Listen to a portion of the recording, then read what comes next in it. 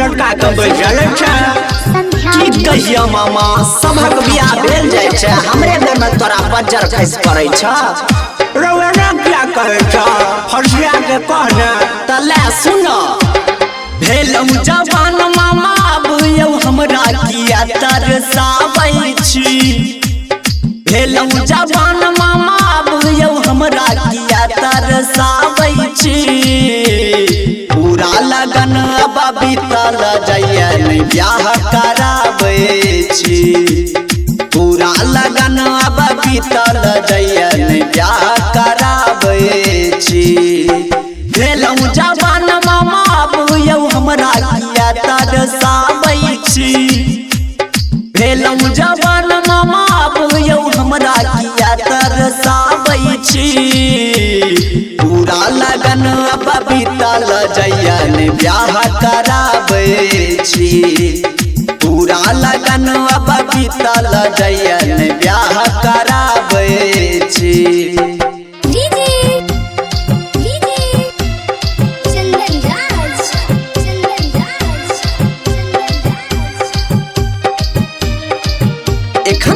सुन रहल छी माँ श्री सा रिकॉर्डिंग स्टूडियो के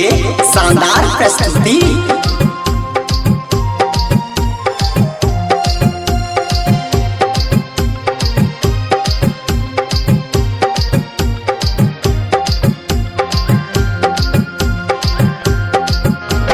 भेल जाइ छै सबके बियाह बदलल जाइ छै जवाना कोना कासगार चलतै जिंदगी की कारखाना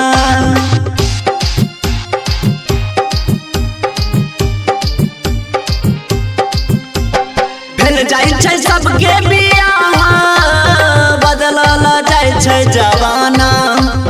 कोना कासगार चलतै जिंदगी की कारखाना कोना कासगार चलतै जिंदगी की कारखाना जाइते ककरो देखी बाराती तो कान लागै छी जाइते ककरो देखी बाराती तो कान लागै छी पूरा लगन अब बीतल जइया नहीं ब्याह कराबै छी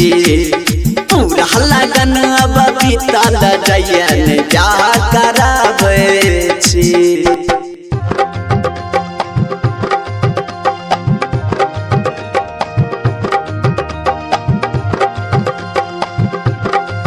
एखन अहाँ सब सुनि रहल छी माँ श्री सा रिकॉर्डिंग स्टूडियो बाजीपुर मणिगाछी सँ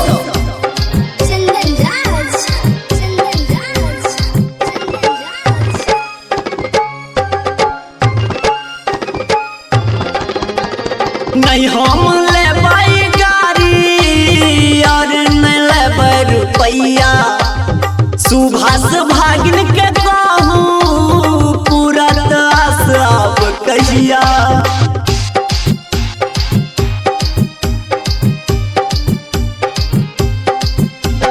नहीं हम लेबै गाड़ी और नहीं लेबै रुपैया सुभाष भागिन के कहूँ पूरा दास अब कहिया सुभाष भागिन के कहूँ पूरा दास अब कहिया अयो सोनरा दुकान जाको हम निक निक गहना गरौने छी सोनरा दुकान जाको हम निक निक गहना गरौने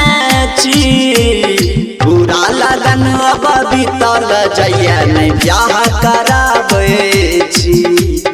पूरा लगन अब बीतल जइया नहीं ब्याह कराबै छी भेलौ जवान मामा बुयौ हमरा किया तरसाबै छी भेलौ जवान मामा बुयौ हमरा किया तरसाबै छी पूरा लगन अब बीतल जइया नहीं ब्याह कराबै छी पूरा लगन अब बीतल जइया नहीं ब्याह कराबै। अरे हटौ हटौ